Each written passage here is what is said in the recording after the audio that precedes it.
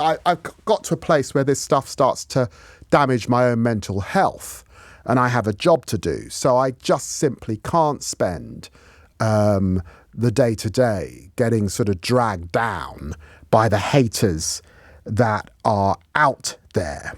But it does make you feel tired, and there'll be many black people in our country and listeners this morning feeling really tired and fed up and beleaguered that here in 2024, a prominent Tory donor, a man at the very heart, a man who's bought himself into the very heart of our politics, saying something quite so racist that it stops you in your tracks.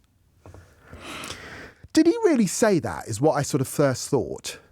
Did Frank Hester really assert, a man who's having dinner with the top conservatives in the country, did he really say that Diane Abbott makes him want to shoot her and hate all black women? And when he said that, all black women, what does he do in saying that?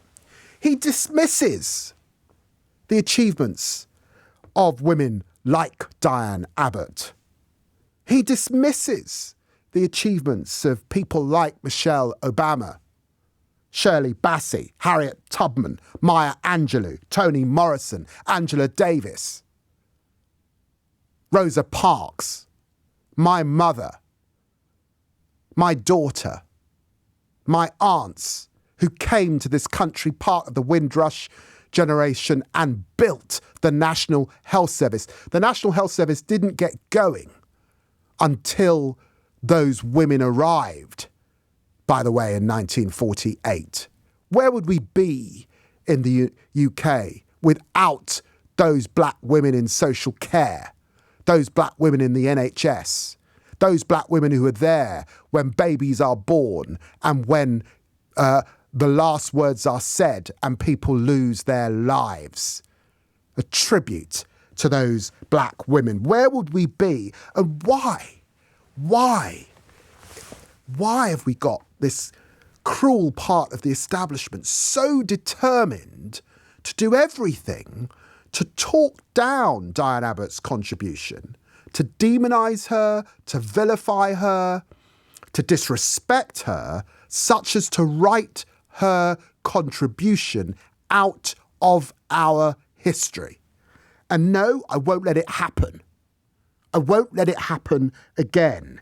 It reminds me of Mary Seacole, who should be as well known as Florence Nightingale, nursed so many British men during the Crimea War. Again, an attempt to write her out of history.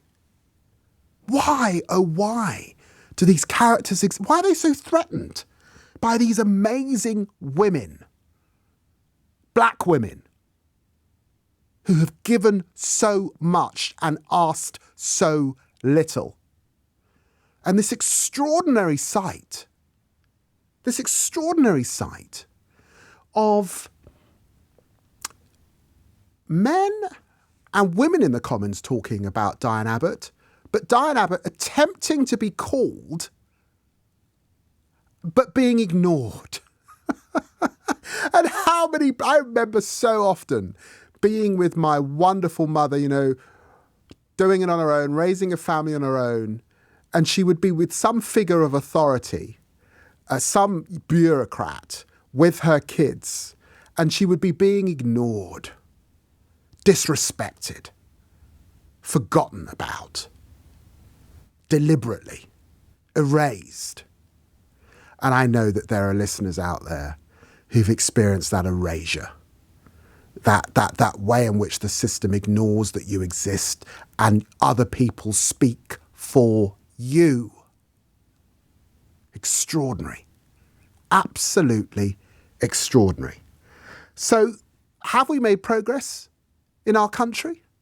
Or have we not made progress in our country? Should we celebrate this week in which Vaughan Gething becomes the first national government leader, black leader anywhere in Europe?